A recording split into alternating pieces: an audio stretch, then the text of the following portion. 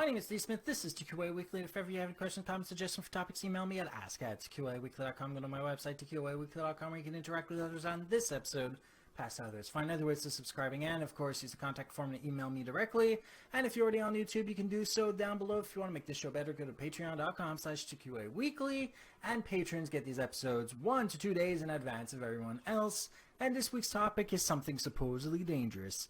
A suggestion to how to prevent Windows 10 from upgrading once and for freaking all.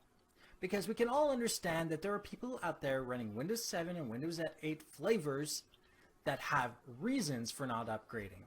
Whether it be hardware support, whether it be because they like the interfaces, they like stable computers, they don't like all the privacy and issues that, by the way, you can turn off most of it. There's plenty of reasons why you wouldn't want to necessarily upgrade to Windows 10. And while there are solutions like Never 10 that are almost flawless, it's an arms race. They're constantly fighting with the fact that Microsoft changes the patch IDs and the methodology. We're always getting pissed off at Microsoft because they always change the way they ask their question to get people to be tricked into upgrading Windows 10. Windows 10 now just automatically updates from your Windows 7 or Windows 8 more frequently than not, causing severe problems as well as even crashing the computer in the process in many cases.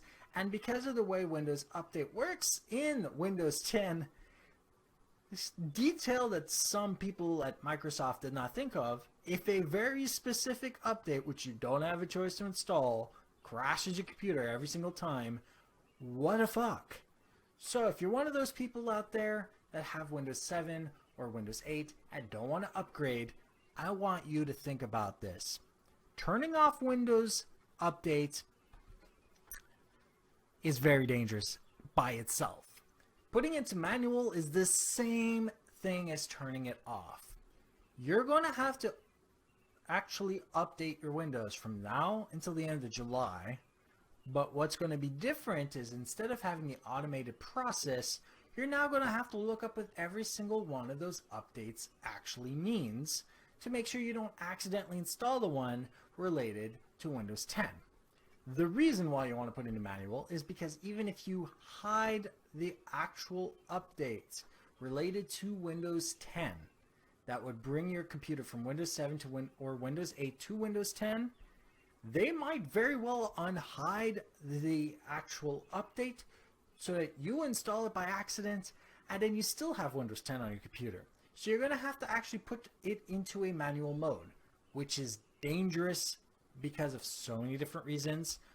Many Windows updates have hot fixes and patches that deal with vulnerabilities and other issues that Windows has related to viruses and hackers around the internet. So you do in fact need to update. What's happening is they keep pointing a gun at our face, we keep taking away the gun, and of course, in the end, the only solution is to take away all the ammunition. So no matter how many guns they come up with, they can't fire. So this is the solution. Yes, Never 10 is one of the better ways of doing this. But if you're using Never 10 and putting into manual mode, the odds of Windows successfully moving from 7 to 8 to Windows 10 is virtually none. So as another important detail, I would like to point out that if you're one of those that leaves your computer on all the time, you might want to just turn it off. Because Windows itself, if you have the updates put to manual, have that program, and the computer's off, can update unless the computer's on. So just make sure you turn Windows Update to manual and look up what every single update means from now until the end of July, which is when the actual free upgrade expires, and then in theory you should be fine after that to put it back into automatic until it actually is no longer supported, in which case I believe Windows 7 is supposed to be supported for another 4 to 6 years. You can actually look it up on the Microsoft website itself. I hope you liked this episode, so if you liked it, like it, otherwise dislike it. Don't forget to leave your comments, questions, and suggestions for topics down below.